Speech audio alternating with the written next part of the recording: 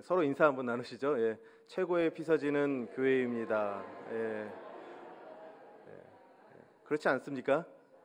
예, 뭐 교회가 아마 제일 시원할 거고 또 교회에서 또 은혜 받고 우리 영혼이 시원해지는 그런 놀라운 일이 있을 줄로 믿습니다. 우리 3, 4 여선교회 맞나요? 예, 우리 3, 4 예? 여전도회 3, 4 여전도회 예, 3, 4 여전도회 예, 우리 지금 뭐 특송 준비하시려고 하신 거죠, 그렇죠? 예, 박수 한번 하죠 미리. 예, 예, 수고 많으십니다. 우리 3, 4 여선교회가 또 이 서창 제일교회 또 핵심이라고 저는 믿습니다. 할렐루야. 예. 예. 남편 되시는 분이 계신가 보네. 예. 오늘 제가 준비한 말씀은 전도가 나를 살게 한다라는 말씀입니다. 브란겔 섬의 맘모스는 왜 멸종되었는가? 저 섬이 어디에 있냐면 그 알래스카 위에 있습니다. 그러니까 북해라고 그러죠. 북해 그쪽에 있는 섬인데 저 섬에 맘모스가 멸종된 거를 뭐 인류학자들 그리고 고고학자들이 이렇게 연구를 쭉 했어요.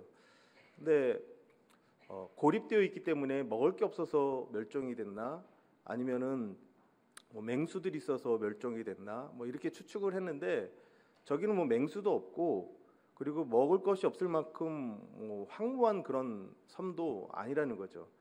그런데 왜 저 섬 안에 있는 맘모스가 멸종이 됐는가? 최근에 연구가 됐는데 결론이 무엇이었냐면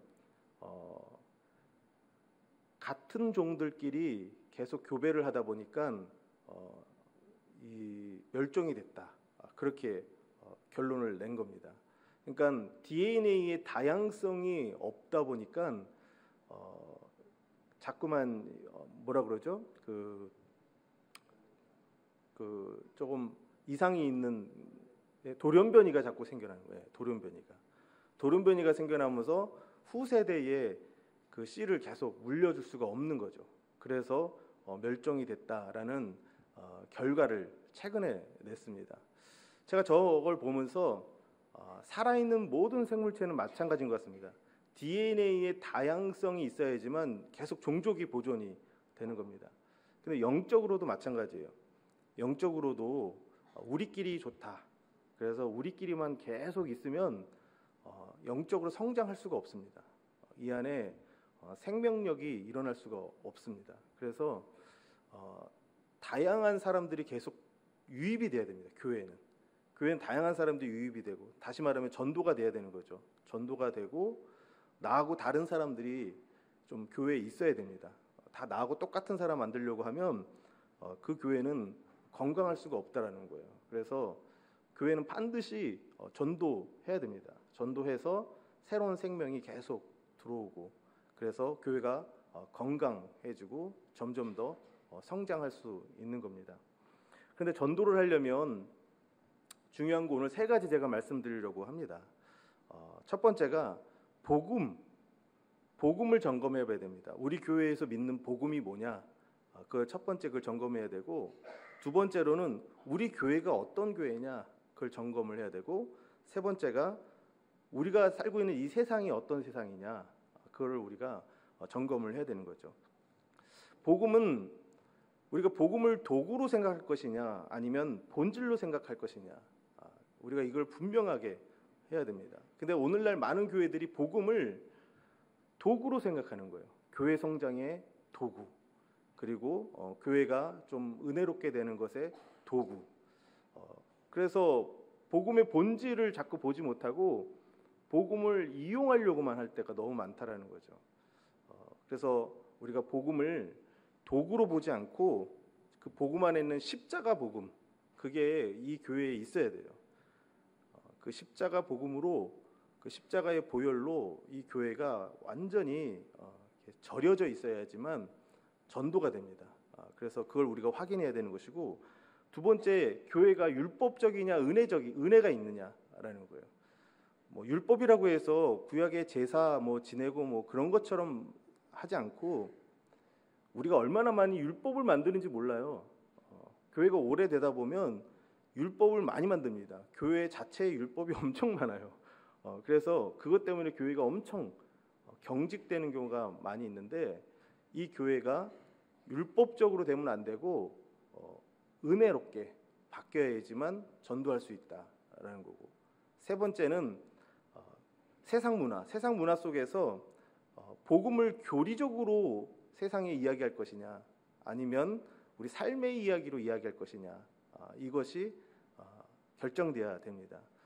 복음을 교리로만 이야기해서는 전도가 안 됩니다. 세상을 이해하고 그 복음을 내 이야기로 할 수 있어야 되는 거고, 나의 복음이 돼야 되는 거예요. 나의 복음이. 그리고 그 복음을 세상 사람들의 공감이 되도록 전해야 되는 거죠. 그래서 요 세 가지를 점검을 하면서 전도 어떻게 해야 되는지 말씀을 나누도록 하겠습니다. 요 세 가지만 사실 우리가 확실하게 점검을 하면 충분히 어느 교회든지 전도할 수 있다고 저는 생각을 합니다. 첫 번째로는 같이 한번 읽어보겠습니다. 십자가 가치 교환 없이 예수 영접은 없다. 예. 그러니까 십자가 복음, 그 십자가 복음에 대한 가치를 우리가 확신하지 않으면 예수를 영접시킬 수도 없고 또 영접할 수도 없습니다. 그래서 첫 번째 점검해야 되는 게 복음에 관한 내용을 점검하는 겁니다. 이 그림을 보시면 근육맨이 나오고 있죠, 그렇죠? 그런데 조금 모순적인 게, 근육맨이 어떤 모습으로 있습니까? 아무 힘도 없이 그냥 푹 주저앉아 있죠. 저는 이 조각상을 보면서 한국 교회의 모습을 봤어요. 한국 교회가 외형적으로는 저 근육맨처럼 모든 게 다 잘 갖춰져 있고, 그리고 없는 게 없듯이 다 있습니다. 우리 성도들도 정말 다 훌륭하고 다 좋습니다. 그런데 한국 교회가 저 사람처럼 영적인 힘을 잃어서 그냥 이렇게 주저앉아 있는 것 같은 그런 모습. 그게 지금 한국 교회의 현실이 아닌가, 그런 생각을 해요. 그럼 원인이 뭐냐 생각했을 때 복음이 변질된 거예요. 복음이 도구화되었어요. 복음이 변질되어서 한국 교회가 영적 생명력을 잃어버리는 거죠.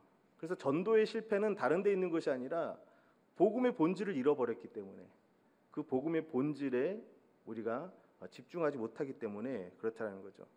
번영신학, 교회 성장, 이런 것들 전부 다 복음을 도구화하는 겁니다.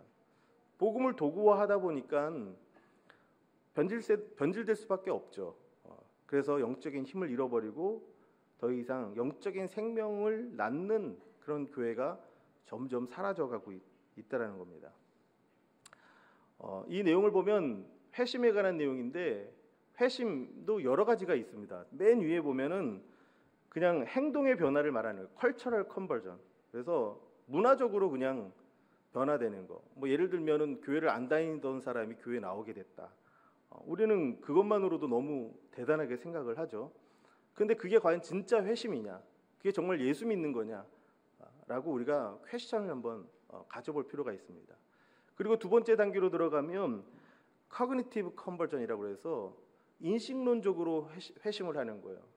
우리가 생각으로 예수를 믿는 거예요. 생각으로. 그런데 이것이 정말 예수를 믿는 것이냐 했을 때 우리가 한 단계 더 안으로 들어가면 딥 컨버전, 그래서 우리의 가치관과 세계관이 완전히 바뀌는 거. 그때 우리는 진짜 예수를 믿었다, 예수를 믿는다라고 말하는 거죠. 그런데 한국 교회가 전도를 어느 수준으로 생각하고 있냐면 그냥 교회 데려오는 거. 물론 교회 데려오는 것만으로도 대단합니다. 그런데 교회 데려오는 것만으로 전도라고 생각하면 안 된다라는 거예요. 진짜 전도는 그 사람의 가치관이 바뀌어야 되는 거고, 그 사람의 생각이 바뀌어야 되는 거예요. 사실 이런 사람 한 사람만 있으면은 어떤 모임이든지 어떤 공동체든지 다 바뀔 수 있습니다. 우리가 성경에서 보면 알지 않습니까? 초대 교회에 놀라운 일들이 일어날 수 있었던 거 누구 때문에 가능했습니까? 사도 바울이라는 한 사람의 회심 때문에 그 초대 교회가 가능했던 거예요. 많은 사람들이 필요했던 것도 아니에요.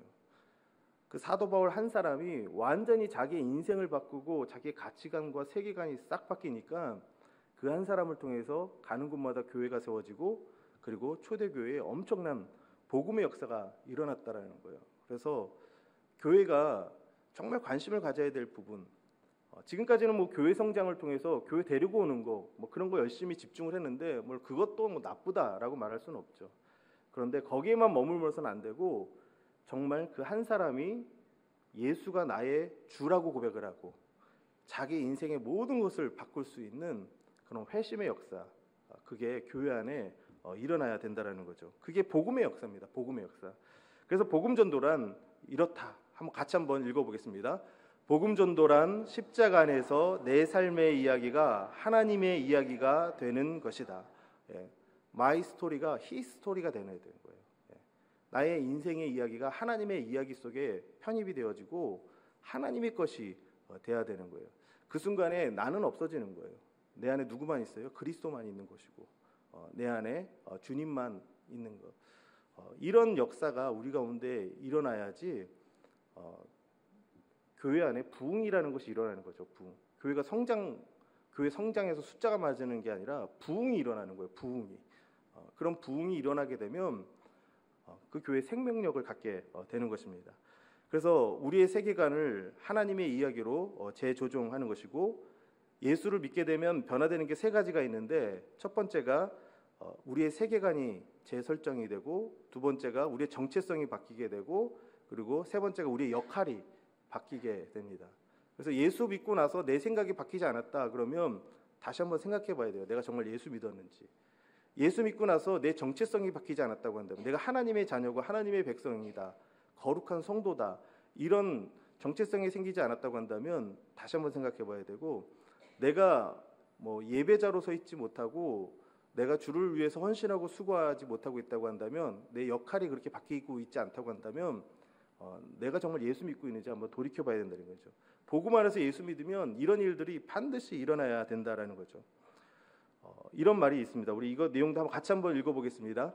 교회는 그리스도로 이동해 철학이 되었고 로마로 옮겨가서는 제도가 되었다. 그 다음에 유럽에 가서 문화가 되었다. 마침내 미국에 왔을 때 기업이 되었다. 이게 교회가 그리스로 가서 철학이 되고 로마로 가서 제도가 되고 유럽에 가서 문화가 되고 미국에서 기업이 되었다. 이게 무슨 말입니까? 복음이 점점 변질된 거예요. 복음이. 그러니까 교회는 많아져도 교회의 생명력을 잃어버렸다는 거죠. 그래서 회심의 변질을 이야기합니다. 이게 책 이름인데 책 제목인데 초대교회의 모습을 연구하던 역사학자가 초대교회의 그 회심과 그 초대교회의 그 복음의 역사가 변질되어서 지금 교회들이 다 이상해졌다. 이제 뭐 그런 내용입니다. 근데 이게 자세히 우리가 좀 이 내용에 대해서 우리가 생각해 볼 게 어쩌면 우리의 모습일 수도 있다라는 거예요. 우리의 모습. 그래서 우리가 다시 돌아갈 때가 어디냐. 그래서 교회의 혁신을 많이 얘기하는데 교회의 혁신은 바꾸는 게 아닙니다. 교회의 혁신은 본질로 돌아가는 거예요. 본질로. 그래서 뭐 이거 바꾸고 저거 바꾸고 한다고 해서 교회가 새로워지는 게 아니라 교회가 본질로 돌아가야 되는 겁니다. 그래서 저 밑에 적혀 있죠. 우리는 크라이스트를 믿었는데 크라이스트를 믿고 크리스찬이 되었고 크리스찬이 되어서 크리스찬이티가 된 겁니다. 기독교가 된 거죠. 크리스찬이티가 뭐가 됐습니까? 크리스텐돔, 기독교 왕국이 되었다라는 거예요. 그러면서 뭐가 빠집니까? 크라이스트가 빠졌다라는 거예요. 예수가 빠지는 거예요. 예수 없는 교회, 예수 없는 기독교, 예수 없는 그리스도인이 되어버렸다는 거예요. 그래서 우리가 어디로 돌아가야 되냐? 다시 그리스도께로 돌아가야 된다는 거예요. 그 복음의 본질로 돌아가는 거. 그때 혁신이 일어나는 거예요. 그때 변화가 일어나는 곳이고 그때 부흥이 일어나게 되는 겁니다. 그래서 복음이 분명하면 주변의 산이 다 무너진다라는 거예요. 저와 여러분들이 복음 안에 분명하게 서 있으면 아마 안 믿는 우리 집안에 있는 사람도 무너질 거고 안 믿는 뭐 직장 뭐 그런 데 가 있어도 그 사람들이 다 무너지고 바뀌는 거예요. 이 지역에 있는 모든 어둠의 세력들이 다 무너지는 겁니다. 서창제일교회가 복음에 굳게 서 있으면 그 복음을 분명하게 붙잡고 있으면 이 지역의 어둠의 권세가 떠나갑니다. 그러면 그냥 몰려오는 거예요. 그 사람들 어디 가겠어요? 어둠이 떠나간 그 사람들, 귀신이 떠나간 그 사람들 어디로 가겠습니까? 다 교회에 올 수밖에 없어요. 그래서 복음이 분명한 서창제일교회가 되시기를 바랍니다. 두 번째로는 삶의 공감 없이 예수 영접은 없다라는 겁니다. 그래서 두 번째 컬처, 이 세상을 우리가 좀 이해하는 게 필요합니다. 이 사진을 보면 고흐의 그림인데 크게 지금 위에 있는 책이 무슨 책이죠? 성경책입니다. 그리고 밑에 있는 책은 당시에 유명하던 소설책이라고 합니다. 에밀 졸라의 삶의 기쁨이라는 책입니다. 그런데 이 책을 대조적으로 지금 고흐가 그려놨는데 성경책은 굉장히 권위 있어 보이고 크게 자리를 차지해서 있지만 저 성경책은 한 번도 사람이 펴보지 않은 것 같은 느낌, 그렇죠? 근데 밑에 있는 에밀 졸라라는 저 소설책은 어떻습니까? 우리가 책 많이 보면 침 발라서 이렇게 보잖아요. 그럼 거기가 어떻게 됩니까? 막 부풀어 오르잖아요. 근데 저 책이 지금 어떻게 돼 있어요? 부풀어 올라 있는 거예요. 사람들이 저 책만 열심히 보고 있지 성경책은 보고 있지 않는 것. 우리가 복음을 가지고 있고 말씀을 전한다고 하는데 세상을 모른다라는 거예요. 세상 사람들은 전부 다 저 책 보고 있는데 그냥 말씀만 이야기한다고 해서 그 사람들이 그 말씀을 듣느냐? 그렇지 않는다라는 거죠. 그리고 또 저 그림에서 우리가 하나 생각해 볼 것은 무엇이냐면 그 하나님의 말씀과 복음을 전하려면 뭐가 필요하냐면 성령이 필요한데 지금 저 그림에서 촛대가 하나 있는데 그 촛대에 뭐가 꺼져 있습니까? 불이 꺼져 있는 거예요. 그래서 그 하나님의 말씀을 비추지도 못하고 그리고 에밀 졸라의 삶의 기쁨이라는 책에도 훨씬 더 많은 걸 차지하고 있고 훨씬 더 크게 지금 있는데 사실 사람들의 관심에서는 점점 멀어져 가고 있는 어쩌면 우리의 모습일 수도 있다라는 거예요. 우리 교회가 뭐 건물도 그래도 괜찮게 짓고 사람도 많이 모이고 대단한 것 같은데 사람들은 이 교회에 관심이 없는 거예요. 이 교회 여기에 교회가 있었나 하는 사람들도 많이 있을 겁니다. 아마 왜 그러냐면 우리가 세상에 손을 내밀지 못했기 때문에 우리가 세상을 이해하지 못하고 세상을 어떻게 복음으로 바꿔가는지 관심을 갖지 않았기 때문에 일어난 일이 아닌가 그런 생각합니다. 그래서 복음 전도란 뭐냐? 다시 한번 읽어보겠습니다. 복음 전도란 하나님을 사람에게 전하는 것이 아니라 이미 그들의 가운데 일하고 계신 하나님을 찾게 하는 것이다. 우리는 복음을 내가 설득을 해가지고 그 사람을 바꿔야 된다고 생각하는데 그게 아니라 이미 그 사람 안에 하나님이 일하고 계신다라는 거예요. 전도는 그렇게 해야 되는 거예요. 전도는 내가 없는 걸 만들어가지고 전능한 사람, 전능자가 아닌데 어떻게 없는 걸 만들어가지고 그 사람을 변화시킵니까? 안 되죠. 이미 그 사람 안에서 익어가는 사람이 있는 거예요. 이미 그 사람 안에서 하나님께서 역사하고 있는 사람이 있습니다. 그 사람에게 그것을 발견하게 해주는 거, 그게 복음 전도라는 거죠. 저 그림은 초창기 한국에 왔던 선교사들이 복음을 전하는 그 모습인데 저는 이 사진이 너무 마음에 드는 거예요. 우리는 보통 복음을 전한다 그러면 어떤 사진을 생각하냐면 저같이 이렇게 강대상 높은 곳에 서서 앉아 있는 여러분들에게 막 이렇게 강압적으로 막 전하듯이 얘기하는 그런 것들을 연상을 많이 하시게 되는데 저거는 지금 어떻게 하고 있습니까? 우리 조선 사람을 높은 곳에 올려놓고 앉혀놓고 밑에서 섬기듯이 복음을 알려주고 가르쳐주는 거. 저는 저게 복음 전하는 방식이라고 저는 생각을 해요. 우리가 뭐 강압적으로 사람을 어떻게 바꿀 수 있겠습니까? 너 예수 안 믿으면 지옥 가. 막 이렇게 강압적으로 해가지고 그 사람이 변화될 것 같으면 세상이 벌써 다 바뀌었겠죠. 우리가 세상 사람들을 이해하고 그리고 그들을 섬기는 그런 게 필요한데 이해하기 위해서 필요한 게 뭐냐? 그 사람들 안에 있는 잘못된 이야기들이 있다라는 거예요. 그거를 우리가 발견하고 그걸 복음으로 다시 바르게 인도해 주는 거죠. 그래서 모든 사람들은 그 사람 안에 절망이 있습니다. 그게 전도서를 통해서 우리가 알잖아요. 그렇죠? 헛되고 헛되니 모든 것이 헛되도다. 세상 모든 사람들은 나름대로 자기 안에 절망을 가지고 살아간다라는 거예요. 그 절망의 이야기를 끄집어내서 그 절망의 이야기를 복음으로 다시 바꿔주는 거, 그런 과정들이 필요하다라는 거죠. 그래서 사람들이 부르는 삶의 노래에서 틀린 음정을 찾아내야 되는 거예요. 그 사람의 마음속에는 우상이 무엇인지, 그 사람의 절망이 무엇인지 그것을 우리가 찾아내야 되는 거죠. 이렇게 하려면 어떻게 해야 되겠습니까? 대화를 해봐야죠. 그 사람하고 관계가 형성이 돼야지만 되는 거지. 척 보면 압니다. 그게 없잖아요, 그렇죠? 그 사람하고 이야기를 해보고 하면 이 사람이 지금 삶에서 의지하는 게 이런 거구나. 이 사람이 살면서 이런 절망과 아픔이 있구나. 그런 걸 우리가 알게 되는, 그 틀린 음정과 박자를 바꿔주는 거예요. 복음으로 회복시켜주는 거예요. 이거 누가 잘했냐면 예수님이 잘했어요. 예수님이 이런 식으로 전도한 거죠. 예수님이 사람들하고 대화하고, 사마리아 여인 안에 있는 틀린 박자가 무엇인지 내 남편 데려와라. 딱 알잖아요. 그러니까 거기서부터 무너지고, 그리고 예수님을 만나게 되는 그런 일들이 일어나게 되는 거죠. 그래서 우리가 해야 될 일은 무엇이냐면, 사람들 안에 있는 절망의 이야기, 그들이 의지하고 있는 거짓, 잘못된 거, 그리고 심리적인 불안, 그런 것들을 우리가 한번 찾아보는 거죠. 관심을 가지고 찾아보는 거예요. 그러면 그때 어떻게 해야 될지 알 수 있게 된다는 거죠. 그래서 어떻게 해야 되냐면, 여기 4가지가 있습니다. 첫 번째는 음악가가 되라, 두 번째로는 예술가가 되라, 그리고 세 번째는 고고학자가 되라, 네 번째로는 건축가가 되라라는 거예요. 이게 무슨 말이냐면, 음악가가 되라는 얘기는, 음악가는 자기가 일방적으로 노래를 부르기도 하지만 가수들은 뭐에 민감합니까? 청중들의 반응에 민감을 해요. 그래서 음악가가 되라는 얘기는 그 전도 대상자들에게 관심을 갖는 거예요. 그래서 그 사람이 어떤 말을 하는지 그걸 들을 수 있어야 되는 거죠. 그리고 예술가가 되라는 건 뭐냐면, 그렇게 이야기를 듣고 나서 아까 얘기한 것처럼 그 사람의 삶에 틀린 박자가 있고 틀린 음정이 있으면 그걸 바꿔줘야 되잖아요.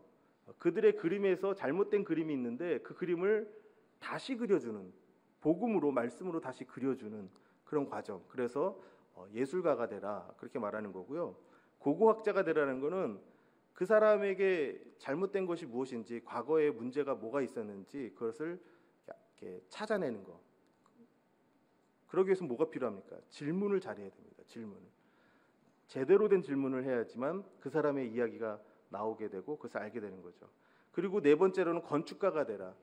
그렇게 해서 복음을 전하고 전도했으면 그 사람을 세워야 됩니다. 그래서 그 사람이 복음 안에서 부름받은 자로서 세워질 수 있도록 그 사람의 사명이 무엇인지, 그리고 하나님의 뜻이 무엇인지 그런 걸 알려주는 거예요.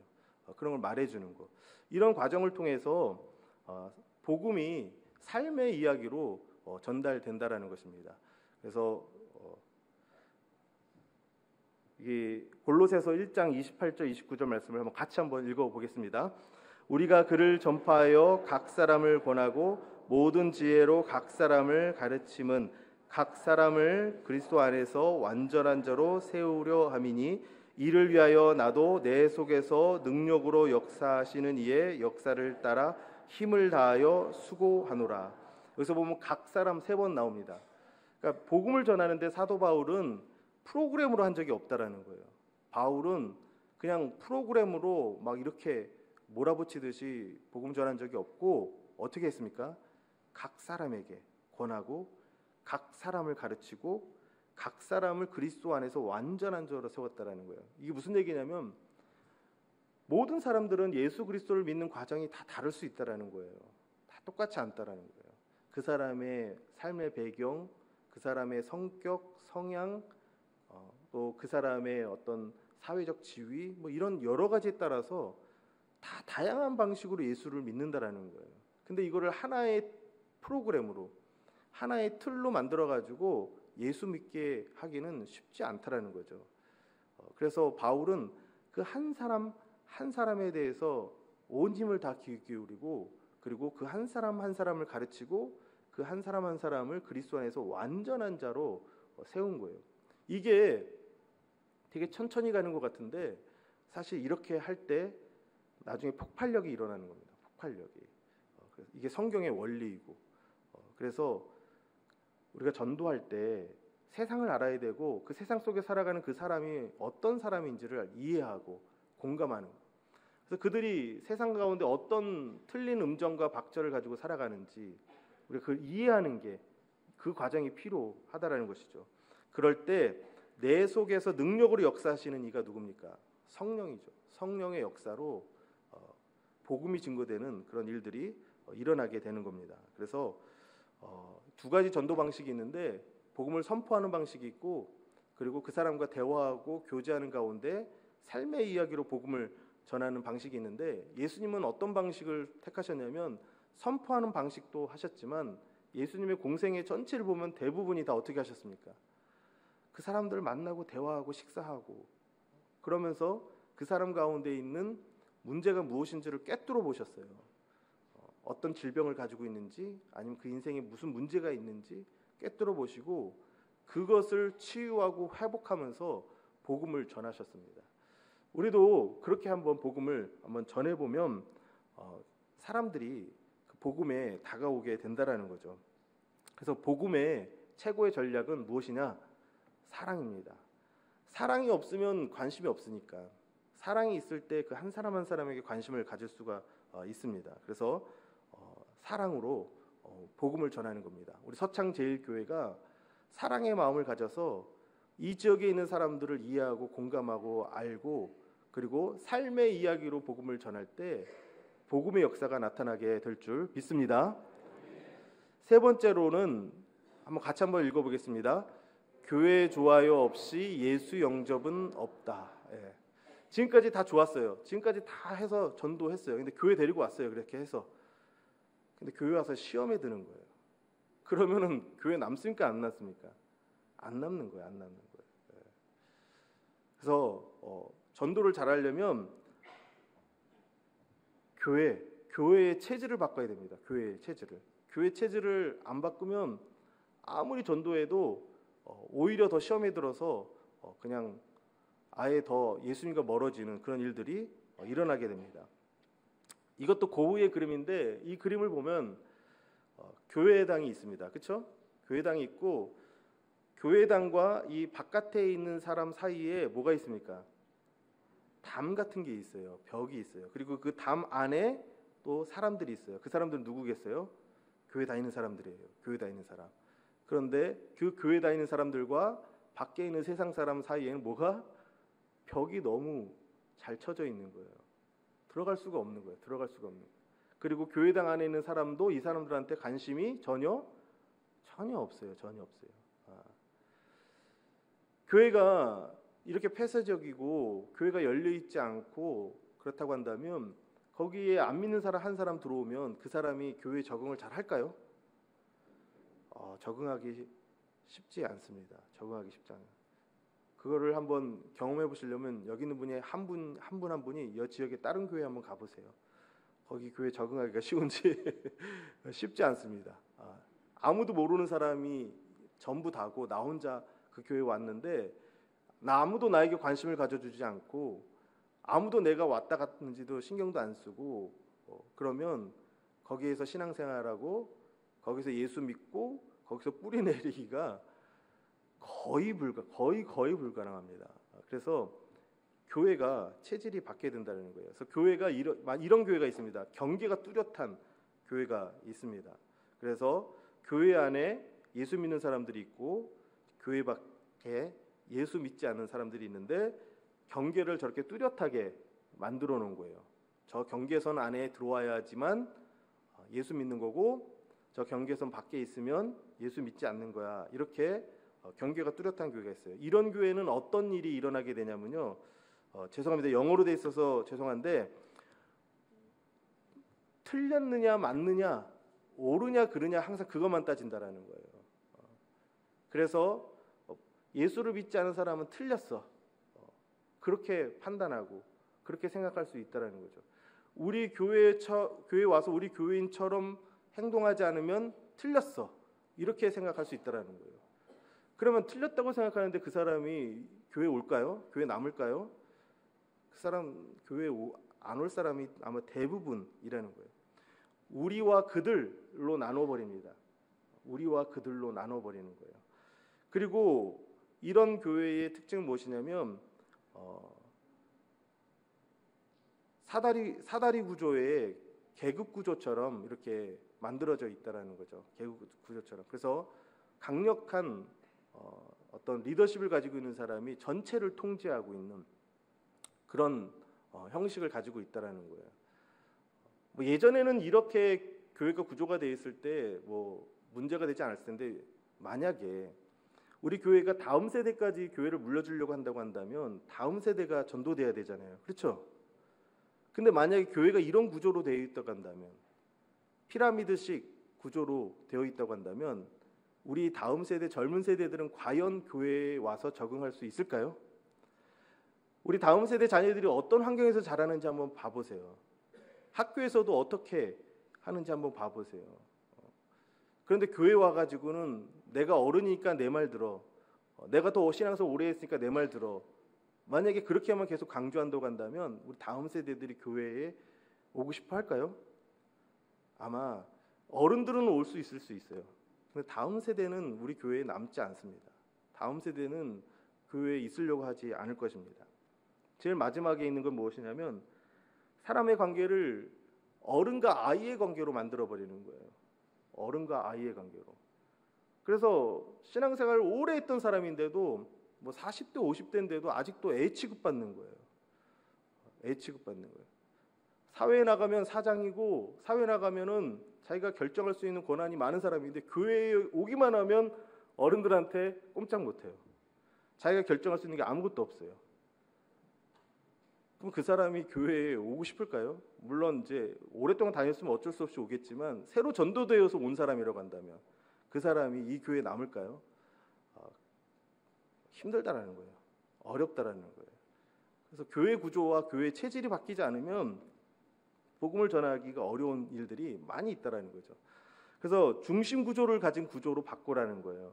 이 구조를 보면 예수 그리스도를 중심으로 해서 뚜렷한 경계가 없습니다. 단지 예수 그리스도를 중심으로 해서 예수 믿는 사람도 있고, 초신자도 있고, 불신자도 있고, 다양한 사람들이 지금 하나의 공동체로 어우러져 있다라는 거예요. 이런 공동체가 될 때 그 공동체 안에서 복음 전도가 가능하다라는 거죠. 그래서 이런 교회 구조는 핵심 가치가 뭐냐, 거기에 초점을 두는 거예요. 그 교회 전통이 무엇이냐, 그 교회에 지금까지 해왔던 것이 무엇이냐, 누가 힘 있는 사람이냐, 이런 거가 중요한 게 아니라 그 교회의 핵심 가치인 복음이 중심이 되는 거예요. 그걸로 모든 것이 다 결정이 되는 구조가 만들어진다는 거죠. 그리고 교회 안에는 어른과 아이의 관계가 아니라 어른과 어른의 관계예요. 서로 존중해주고 그리고 서로를 인정해줄 수 있는 그런 관계를 형성한다는 거죠. 이런 교회 구조가 만들어져야지 복음이 전달된다는 거예요. 이게 교회 구조 이거 안 만들어 놓으면 아무리 많이 갖다 넣어 보세요. 다 나갑니다. 다 빠져나가고 남아 있는 사람이 없다라는 거예요. 그래서 같이 한번 읽어보겠습니다. 복음 전도란 사람들을 교회로 인도하는 것이 아니라 사람들이 교회가 되게 하는 것이다. 그 사람이 교회가 되게 하는 거, 그게 진짜 복음 전도라는 거예요. 교회 안에 들어서 멤버십 얻으려고 하는 게 복음 전도입니까? 그게 아니죠. 여기서 예수 믿고 그 사람이 교회가 되게 하는 거예요. 그게 복음 전도다라는 겁니다. 그래서 복음 전도를 위해서는 하이 터치 커뮤니티를 만들어야 됩니다. 이 공동체가 정말 따뜻하고, 공동체가 사랑으로 넘치고, 와, 저기는 나 한번 꼭 가보고 싶다, 그런 공동체를 만들어야 됩니다. 그러기 위해서 우리가 참 노력해야 될 게 많은데, 하나만 말씀을 드리면 교회 문화와 구조를 바꿔야 됩니다. 피라미드식 권위 구조가 아니라 섬김의 권위 구조를 만들어야 됩니다. 피라미드식 권위 구조를 만들면 남아있는 분 별로 없습니다. 근데 서로 섬길 수 있는 그런 구조를 만들어야지만 교회의 전도가 되는 겁니다. 그래서 교회의 사랑의 온도를 높여야 되는데, 사랑의 온도를 높이는 6가지 방법, 이 6가지 방법을 말씀을 드리면, 상하 관계를 배제하고, 그러니까 뭐 나이로 누르기도 하고, 교회 오면 나이로 누르기도 하고, 교회 연수로 누르기도 하고, 뭐 다양한 방법이 있더라고요. 뭐 직분으로 누르기도 하고, 그러는데 물론 그건 교회의 질서에서 직분이라는 것이 중요한데 우리가 복음이라는 것을 생각할 때는 그런 거를 좀 배제시키는 게 필요하고 우리가 동등한 관계이다. 성경에서 형제 자매라고 얘기를 하지 언제 뭐 그런 뭐 이렇게 상하 관계를 이야기하지 않습니다. 그래서 동등한 관계, 서로 존중하는 그런 문화를 자꾸 만들어야 됩니다. 교회 안에서. 그래서 어른들도 나이 드신 분들도 초등부 애들하고 친구를 한번 삼아 보세요. 친구 되겠다라는 마음으로 초등부 애들하고도 대화도 해보고 그런 구조를 한번 만들어 보면 좋을 것 같아요. 그리고 교회와 연결이 끊어져서 홀로 신앙생활 하는 것에서 지속적으로 교회 공동체 안에 들어오게 해야 됩니다. 혼자서 신앙생활하는 분들이 분명히 있는데 그분들이 공동체 안에 들어오도록 계속 이끌어야 되고 교회의 재직 연수나 경험으로 텃세를 부리지 말고 새로 오신 분이 제일 VIP다. 여기도 VIP라고 그러죠? VIP, 그렇죠? 네, VIP다 생각하고 그렇게 섬겨야 됩니다. 그리고 세상적인 용어를 교회에서 좀 자제해야 됩니다. 교회 왔는데 세상 얘기만 한다고 막 그런 경우가 많이 있어요. 교회 와서 세상 얘기만 듣고 가면은 그 사람이 얼마나 공허하겠어요. 교회 와서 뭔가 좀 다른 거를 생각하고 왔는데 똑같은 세상 얘기 듣고 그게 아니라 말씀과 은혜로 서로 교제하는 기도하고 서로 축복해주고 그런 공동체를 자꾸 만들어 가야 합니다. 그리고 언어를 순화해야 됩니다. 공동체가 오래되다 보면 서로 뭐 10년, 20년, 30년 막 같이 지냈기 때문에 그 형 동생 되고 언니 동생 되고 친구처럼 지내고 하는데 새로 오신 사람의 입장에서 생각을 하면 그 사람이 새로 왔는데 서로 언니 동생하고 얘기를 하면 그 사람은 어떤 느낌이 들까요? 나는 여기에 속한 사람이 아니구나 그렇게 생각하게 되는 거예요. 그렇게 생각. 그러면 거기 안에 들어가는 게 그 안에 들어가는 게 너무너무 힘들어지는 거죠. 그래서 교회 안에서는 좀 의도적으로 언어를 좀 바꿔서 사용하는 게 필요하고 또 순화해서 부드럽게 인사하고 하는 그런 것들이 필요합니다. 그리고 기도 제목의 비밀이 밖으로 나가지 않도록 서로 기도 제목을 나누었을 때 그게 교회에 퍼지지 않도록 비밀을 지켜주고 하는 그런 것들이 필요합니다. 작은 실천인데 이런 걸 통해서 교회의 문화를 바꿔가는 것입니다. 그래야지만 복음이 전해진다는 것입니다. 그래서 복음 전도는 not 프로그램이 아니라는 거예요. but 뭐라고요? prayer, 기도를 통해서 영적인 분위기를 만들어가야 됩니다. 영적인 문화를 만들어가야 됩니다. 그래서 이 교회 들어오기만 하면 눈물이 나고 이 교회 들어오기만 하면 은혜가 사모가 되고 이 교회 들어오기만 하면 그냥 하나님 앞에 예배하는 자가 되고 싶고 이 교회 들어오기만 하면 뭐 회개가 막 터져 나오고 이 교회 들어오기만 하면 또 다음에 오고 싶어하고 아무도 아멘 나하고 상관없는 얘기다 그거죠? 네. 그렇게 우리 서창제일교회가 될 줄 믿습니다. 이제 마지막 결론으로 제가 말씀드릴게요. 이제 관계전도 얘기하려고 지금까지 제가 빌드업을 한 거거든요. 관계전도를 하려고. 그래서 교회 나오게 된 경위를 통계로 조사해 보면 제일 퍼센트지 높은 게 뭐냐면 친구나 친척 인간관계를 통해서 온 경우가 86%라는 거죠. 그래서 이 관계라는 게 제일 중요합니다. 그래서 같이 한번 읽어보겠습니다. 복음 전도에서 관계는 피가 흐르는 전도의 혈관과 같다. 네. 참 우리가 복음은 너무 잘 알고 복음을 전하는 열정은 있는데 관계를 잘 못 맺을 때가 참 많이 있어요. 그래서 이 관계를 잘 맺는 그런 훈련을 해야 됩니다. 이게 엥겔의 1차 영적 성장 모델인데 이 모델은 핵심이 뭐냐면요. 내가 복음을 얼마나 알고 있느냐예요. 그래서 많이 알면 알수록 영적으로 성장할 가능성이 크고 그리고 그 성경의 지식이나 그런 게 적으면 적을수록 영적 성장이 더뎌질 가능성이 높다. 이제 그런 내용입니다. 여기에 이게 엥겔의 1차 영적 성장 모델입니다.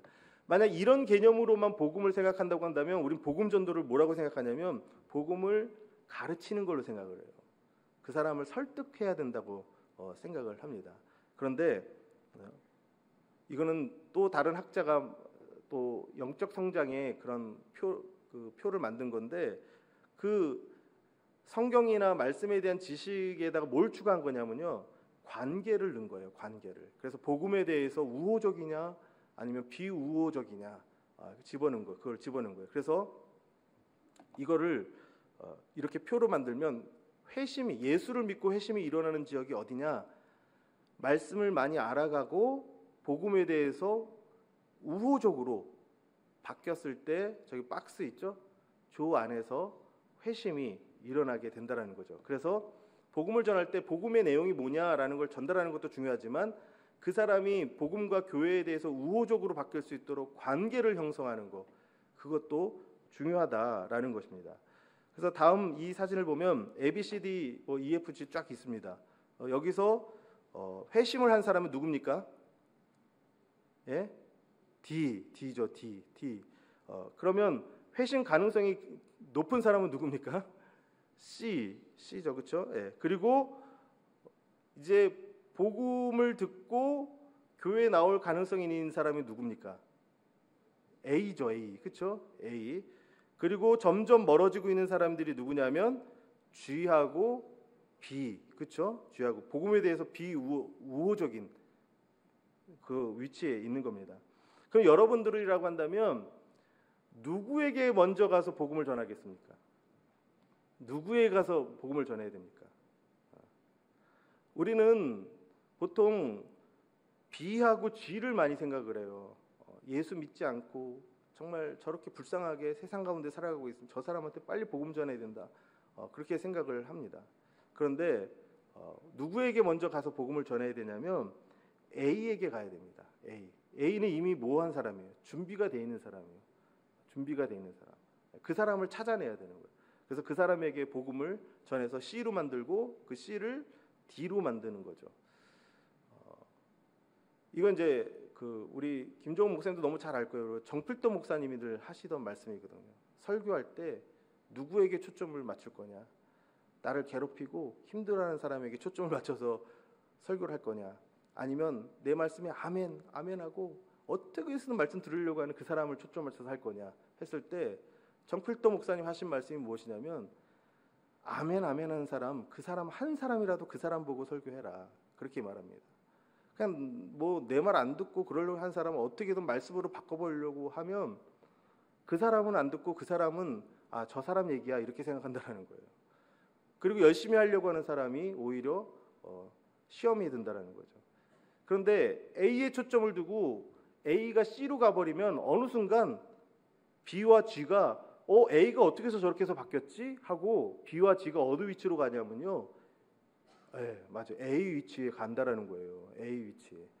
그러면 다 준비된 거잖아요. 그럼 또 복음 전하면 그냥 바로 이렇게 연결이 된다라는 거죠. 그래서 이 그림을 보면 복음에 대해서 비우호적이었던 사람이었는데 굉장히 우호적으로 바뀌었어요. 그렇죠? 그러면 그 사이에 저기 동그란 점이 있는데 이런 태도의 변화가 왜 일어났다고 생각을 하십니까? 어떻게 해서 일어난 것 같아요? 뭐 때문에 이런 일이 일어났을까요? 예? 너무 오래된 얘기라서 기억이 안 나나요? 내가 처음 교회 왔을 때라든가 복음을 접했을 때 나는 교회에 관심도 없었고 그리고 복음에 대해서 적대적이었고 했는데 어느 순간 교회 왔고 교회가 좋네? 괜찮네? 복음 한번 들어봐야 되겠다. 그런 마음 가졌을 때 어떨 때 그런 마음을 갖게 됐습니까? 예? 간절할 때, 저 간절할 때도 있죠. 근데 저건 간절할 때는 뭔가 좀 급진적인 변화가 있는 거고, 저거는 그냥 평이하게 이렇게 이동이 된 거잖아요. 이거는 누군가 나를 섬겨주고 관심을 가져주고 그랬을 때 그런 변화가 일어나는 거죠. 나한테 관심 가져주는데 그거 뭐 싫다고 하는 사람 어디 있습니까? 그렇죠? 저도 대학생 때 예수를 믿었는데 학교에서 IBF 선배가 매주 카드를 보내주는 거예요. 카드를. 얼마나 귀찮은지 몰라요, 저는 진짜. 그래서 제가 그 선배한테 이런 말도 했어요. 이럴 시간에 공부나 한 자 더 하라고. 난 예수 안 믿을 거니까 나한테 이런 거 보내지 말라고. 제가 그랬어요. 제가 그랬던 사람이에요. 근데 나중에 예수 믿고 나서 보니까 누가 고마웠냐면 그거 보내준 분이 너무 고마운 거예요. 나를 어떻게든 예수 만나게 하려고 진짜 1년 동안 매주 한 번씩 카드 보내주는 그 선배 기억이 나더라고요. 그런 거 없이 복음이 전해지지 않는 거죠. 열매가 없는 것 같아도 섬겨주고 관심을 가져주고 무슨 일 있을 때 챙겨주고 하면 자연스럽게 교회에 관심을 갖게 되고 복음에 관심을 갖게 되는 거죠. 이런 거 한번 실천해 보는 거죠. 이런 거. 그리고 이 경우 아까 말씀하셨는데 이 경우가 바로 아까 말씀하신 그 경우예요. 어떤 갑자기 급작스럽게 내 삶에 어떤 변화가 일어나게 된 거예요. 그 이유가 무엇입니까? 내 삶에 뭐 공허함을 느꼈던지 아니면 내 삶에 어떤 초자연적인 일들이 일어나게 된 거예요. 그래서 급격하게 복음에 대해서 관심을 갖게 되고 그런 일들이 일어나게 된 거죠. 예를 들면 예수 안 믿고 뭐 그러다가 갑자기 엄청난 교통사고가 나가지고 죽다 살아난 거예요. 근데 교회 와서 기도해주고 하는데 정말 하나님이 계시긴가? 내가 그래서 이렇게 산 건가? 그런 생각을 할 때가 있는 거죠. 그러면서 급격하게 자기 삶에 변화가 일어나는 거죠. 그래서 어려움을 당한 사람이 있을 때 꼭 찾아가는 거. 그러니까 타이밍이 중요하죠. 전도할 때 힘들고 어려운 일 있을 때 병들고 아팠을 때 그때 찾아가서 관심을 가져주고 복음을 전하고 하는 거. 그게 복음 전도에서 굉장히 중요한 포인트죠. 그러니까 별거 아니지만 작은 건데 그렇게 실천을 해보는 겁니다. 이런 경우는 어떤 경우이겠습니까? 이제 복음에 대해서 관심을 가지고 막 교회 나오려고 하고 있는데 갑자기 돌아섰어요. 왜 그랬을까요? 이 사람에게는 어떤 일이 있었을까요? 이야기가 그려지지 않습니까? 무슨 일이 있었습니까? 웃으시는데 예. 교회 와서 상처를 받은 거죠. 교회 와서 상처를 받은 거예요. 열심히 다녀보려고 했는데 상처를 받은 거예요. 교회 안에 끼어들어가기도 어렵고 그리고 교회 안에서 무슨 한마디 들었는데 그게 너무 자존심 상하는 거예요. 그래서 갑자기 돌아서는 그런 경우가 있죠. 뭐 이런 경우는 사실 회복하기가 사실 어려운데 어떻게든 찾아가서 또 신방도 하고 또 갈등이 있으면 갈등도 좀 해결하는 그런 방법도 찾아가야 되고 뭐 다양한 그런 뭐 일이 있겠죠. 그다음에 이분 같은 경우는 이거 제가 그냥 상상으로 한 게 아니라 이거 제가 연구한 거예요. 이거 논문을 쓴 거예요. 이거 제가 사람들 다 인터뷰해가지고 논문을 쓴 거예요. 그래서 그 사람의 케이스 다 케이스가 있는 거예요. 이게 다 케이스가. 그래서 뭐 제가 상상한 게 아니라는 거 다시 한번 말씀드리고 이런 경우는 급격하게 이제 태도가 바뀌고 교회에서 잘 양육을 받아서 쭉 올라갔어요. 그러면 이제 성경 지식도 생겼다라는 거죠, 그렇죠?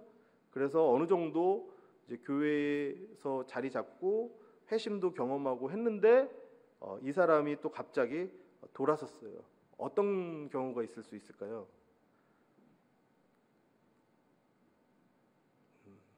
경험이 없으신가요? 네.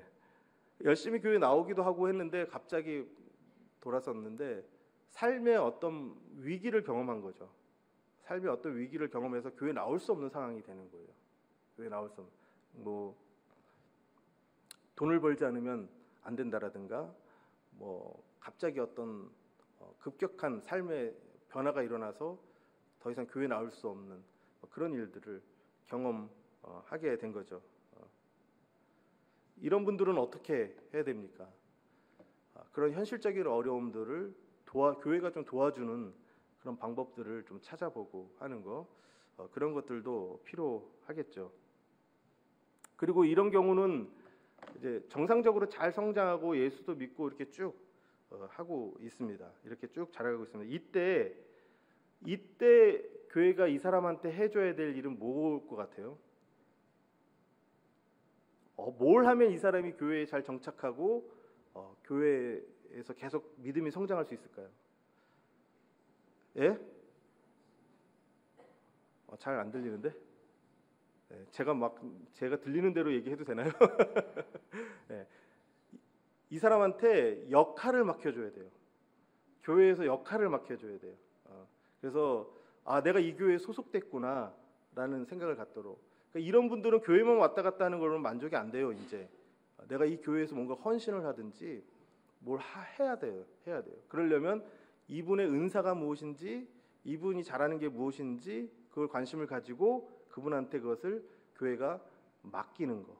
그게 필요합니다. 예, 역할을 맡기고 할 때 이분이 더 이제 교회 안에서 성장하고 자라가게 되는 거죠. 이런 케이스는 이제 복음의 비우호적이었다가 우호적으로 바뀌고 급격하게 성장했다가 회심을 경험하고 또 쭉쭉 성장하고 있습니다. 이런 케이스에 이 사람한테 뭘 해주면 좋을까요? 이런 사람한테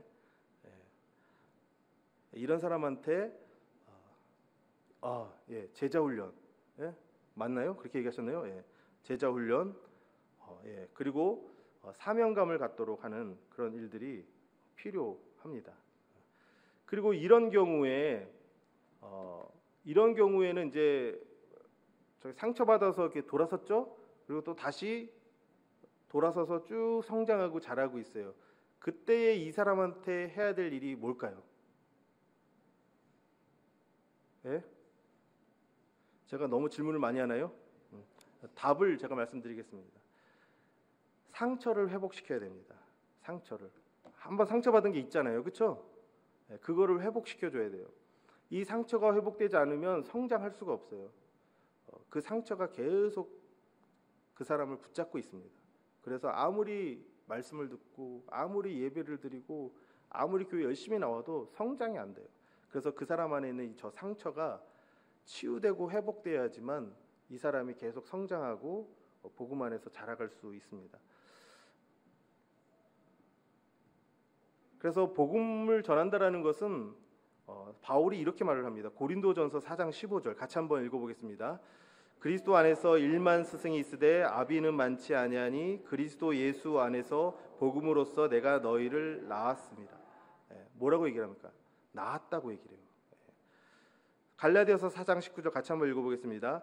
나의 자녀들아 너희 속에 그리스도의 형상을 이루기까지 다시 너희를 위하여 해산하는 수고를 하노니. 바울이 뭐라고 말합니까? 해산하는 수고를 한대요. 그러니까 복음을 전하는 것을 애 낳는 걸로 표현하는 거예요. 애 낳는 거. 그만큼 고통스러운 어쩌면 힘든 그런 시간들. 하지만 그 아이를 낳았을 때의 그 엄마의 마음은 어떻습니까? 행복하잖아요. 생명을 안았을 때 그 경이로움, 그런 것을 경험하게 되는 거잖아요. 그런데 이게 그냥 되는 것이 아니라 해산하는 수고로움이 있고 그리고 그 복음으로 낳는 그런 과정들이 필요하다는 거예요. 제가 지금까지 쭉 얘기한 이 내용들 보면 그냥 되겠습니까? 그 사람에 대해서 관심을 가져야 되는 거예요. 그 사람의 삶에 대해서 구체적으로 관심을 가져야 되고 그거에 대해서 도와줄 수 있어야 되고 그리고 기도할 수 있고 눈물을 흘릴 수 있고 해야지만 가능한 거죠. 그래서 복음을 그냥 프로그램으로 생각하고 하면 뭐 예전에는 뭐 그렇게 해서 막 뭐 어떻게 부흥도 하고 했을지 모르겠는데 사람들 많이 모였지만 교회가 약해졌잖아요. 처음에 본 그림처럼 근육맨이지만 더 이상 무기력해져가는 한국교회. 다시 이 일을 한국교회로 회복하려고 하면 본질로 돌아가서 정말 그 복음으로 생명을 낳는 그런 경험들을 해야 되는 겁니다. 그래서 전도는 교회를 살게 하는 겁니다. 나를 살게 하는 거고. 전도해 보신 분들은 알겠지만 전도를 통해서 내가 믿는 복음이 무엇인지 더 명확하게 알게 돼요. 전도를 해보면. 그리고 전도를 통해서 내 영혼이 다시 살아나는 거예요. 그리고 전도를 하고 생명력이 있어야지 교회가 계속 생명력 있게 자라가고 성장하게 되는 겁니다. 그래서 모든 건강한 것은 다 뭐하냐면 재생산을 한다라는 거예요.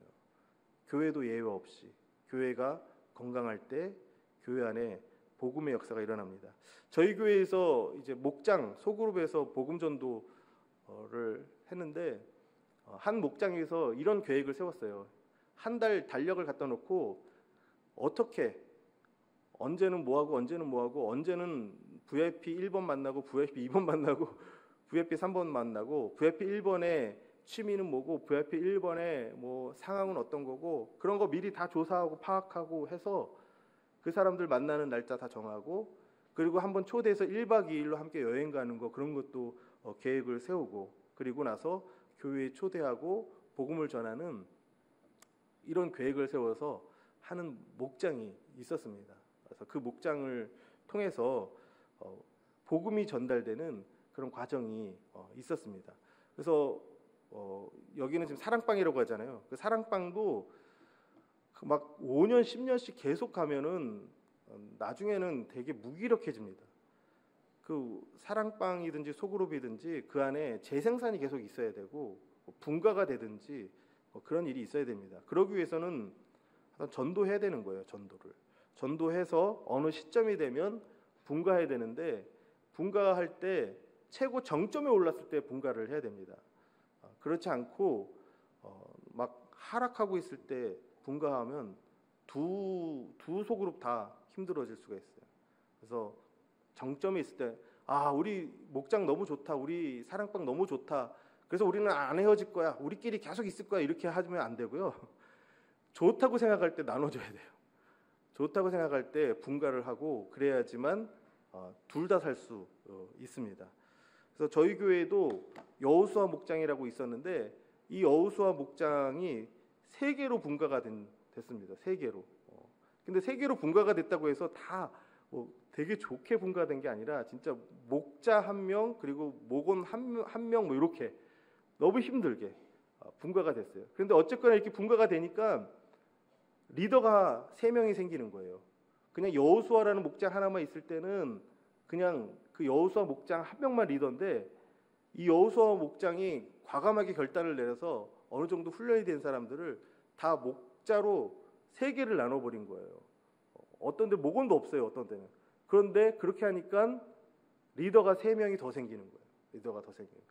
그리고 그 안에서 어떻게든지 복음의 역사가 일어나는데 이거는 사람이 하는 게 아니라 하나님이 채워주시는 겁니다. 하나님이 분명히 하십니다. 그래서 이 관계 전도를 통해서 분가하고 할 때 하나님이 채워주시는 것을 경험하는 거예요. 전도는 그래서 내가 하려고 하는 게 아니라 하나님의 주권을 인정해야 됩니다. 하나님이 하신다라는 것을 인정하고 확신해야 되는 거예요. 그럴 때 하나님을 더 경험하게 되고 하나님을 알아가게 되고 그럼 내 영혼이 사는 겁니다. 그래서 전도하는 분들 보면 혈색이 다르다는 거죠. 혈색이 다른 거예요. 왜냐하면 행복하니까 그래요. 얼굴에 웃음꽃이 항상 있다라는 겁니다. 그리고 기쁨이 늘 넘치고 그리고 예수님 안에서 참된 가치를 발견하고 그리고 교회 가는 것이 즐거워지고 믿음이 쑥쑥 자라고 성장하는 그런 기쁨을 갖게 된다는 겁니다. 여기 계신 분들 보니까 혈색이 좋습니다. 네. 그리고 다 웃음꽃이 있네요. 그리고 따뜻하고 사랑이 넘치고 그리고 예수 안에 참된 가치를 가지고 있으시죠? 예. 그리고 교회 오는 곳이 즐겁죠? 예. 교회가 피서지입니다. 최고의 피서지. 혼자 오지 말고 데려오시고 그리고 믿음이 쑥쑥 성장하고 자라고 기쁨을 갖는 겁니다. 우리 서창제일교회가 이렇게 복음 전하는 것 때문에 행복한 교회, 기쁨이 넘치는 교회, 혈색이 달라지는 교회, 그리고 예수 안에 참된 가치를 갖고 있는 교회, 그리고 교회 가는 것이 즐거운 교회, 우리 목사님이 좋다고 날마다 입이 마르도록 얘기하는 교회, 우리 교회 예배가 좋다고 얘기하는 교회, 그런 서창제일교회가 될 줄 믿습니다.